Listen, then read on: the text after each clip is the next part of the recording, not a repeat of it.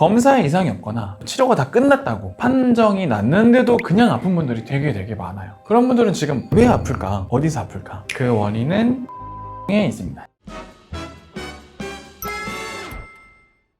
안녕하세요, 고추장 선생입니다. 오늘은 고환에 대한 이야기를 좀 해보려고 합니다. 그 중에서도 제목처럼 검사에도 이상이 없는 고환 통증에 대해서만 얘기를 좀 해보도록 할게요. 검사에 이상이 없다는 얘기는 고환에 염전도 없고, 그 다음에 고환이나 부고환에도 문제가 없고, 또는 다 나았고, 정계정맥류도 없고, 또는 정계정맥류 수술을 했는데도 수술은 잘 됐네요 막 이러잖아요. 그거 해도 고환이 아픈 분들이 되게 많아요. 이런 분들에 대한 이야기입니다. 검사에서 이상이 있어서 치료가 됐는데 계속 아프거나, 아니면 검사했는데 고환 문제 없는데 왜 아프지? 하는 분들에게 아마 큰 도움이 되리라 봅니다. 고환 통증은 상당히 많습니다. 근데 그 중에 가만히 보면 검사에 이상이 없거나, 아까 말씀드린 대로 치료가 다 끝났다고 판정이 났는데도 그냥 아픈 분들이 되게 많아요. 그런 분들은 지금 왜 아플까? 어디서 아플까? 그 원인은 신경에 있습니다. 정계정맥류, 정맥 이야기죠. 혈관 이야기. 고환, 부고환은 각각의 조직에 대한 이야기예요. 그리고 염전도 마찬가지로 그 조직, 고관, 거관을 비롯한 주변 조직들이 꼬이는 거잖아요. 그런 것들에 대한 이야기지, 어느 치료도 신경을 치료하지 못해요. 신경을 검사하기조차 못합니다. 그거에도 다 없다, 이상이 없다 하는 분들 마지막 남은 선택지는 신경을 보시면 돼요. 고환을 아프게 하는 신경은 두 가지가 있습니다. 실제로 보시면 이렇게 고환 앞쪽에 노란색이 신경이에요. 고환 앞쪽에 음부대퇴신경이 있고요. 고환 밑에 보시면 노란색 회음신경이라고 해서 이 두 가지 신경의 손상은 고환을 아프게 할 수 있다. 검사에서 못 잡아내는, 검사에서 이상이 없는 고환 통증을 만들 수 있습니다. 정확히는 비뇨기과에서. 그래서 저도 이제 고환을 치료할 거 아닙니까? 그러면은 이 신경 검사를 해야겠다 라고 느끼기 시작한 거죠. 첫 번째 보시면 이 초음파 검사 사진은 요거 있죠, 요거. 음부대퇴신경의 손상으로 고환 통증이 있었던 분의 검사 결과예요. 물론 치료가 다 끝나셨습니다. 이 앞쪽의 특징은 고환 자체가 묵직하거나 뻐근하거나 뭔가 좀 욱신욱신하거나, 그리고 고환이 뭔가 좀 딸려 들어간다는 느낌이 있거나, 그러니까 고환을 자꾸 이렇게 말려 들어가는 걸 빼고 싶다거나, 고환 자체가 이 허벅지랑 붙잖아요. 그 붙는 느낌이 좀 되게 거슬려요. 그래서 고환을 자꾸 이렇게 듭니다. 허벅지랑 좀 멀리 떨어뜨리게. 이런 분들은 특히 돌아 눕지 못해요. 돌아 누우면 더 닿죠.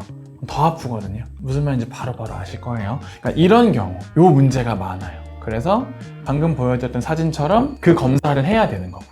찾으면 치료하면 되겠죠. 그 다음에 여기가 아픈 분들이 있어요. 밑에 이 회음신경 손상으로 인한 고환 통증의 특징은 감각입니다. 무슨 말이냐, 고환 자체가 자결감이라고 하죠. 좀 타는 듯한 느낌, 화끈화끈, 후끈후끈, 따끔따끔, 얼얼한 느낌이 발생한다거나, 고환이 약간 근질근질 한다던가, 앉아있을수록 심해지는 통증을 가집니다. 오히려 걸으면 괜찮아지고요.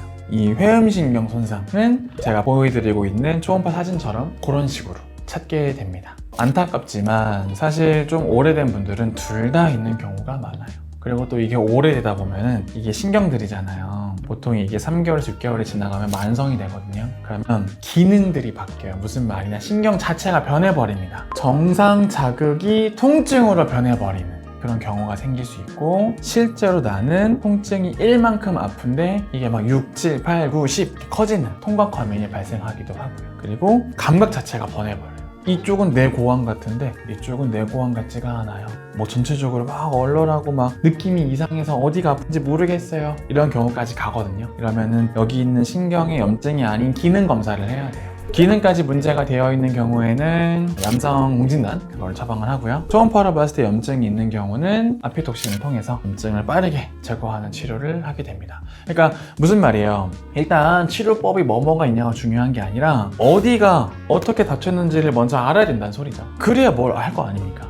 검사 이상 없는데 맨날 뭐 진통제, 리리카, 울트라셀 이런 거만 먹고 평생 3, 40년 먹어야 되나? 이렇게 생각하지 마시고 원인을 좀 찾아보세요. 안 나으면 과를 바꿔야 된다. 고정관념을 좀 바꾸셔야 됩니다.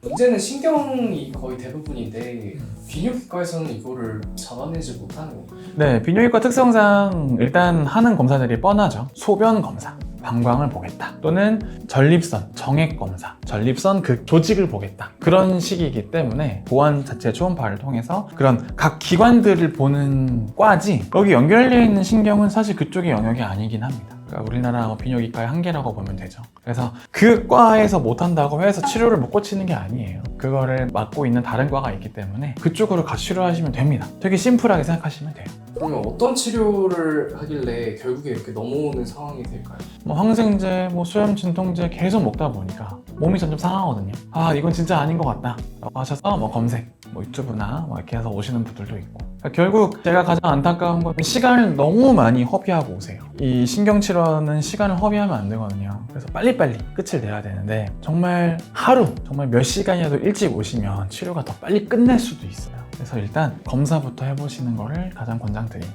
그러면 좀 반대로 이런 거는 비뇨기과를 가는 걸 추천한다라는 것도 있어요. 그럼요. 수술은 제가 하지 못해요. 특히 정계정맥류 3기 후반이나 4기 저도 그냥 보내요. 아, 이거는 제가 할 수 없는 영역이라서 가셔야 된다. 그런 것들이 수술적인 부분 확실히 비뇨기과가 해야 되죠. 그러면 어쨌든 비뇨기과든 이런 남성질환 한의원이든 두 군데를 다 방문해보는 게 가장 좋은 거겠네요. 그쵸. 뭐 바로 두 군데 가기보다는 여기서 뭔가 답이 안 나올 것 같다라고 딱 합리적인 판단이 들면 바로 옮기셔야 돼요. 그게 제일 중요하다고 보시면 돼요.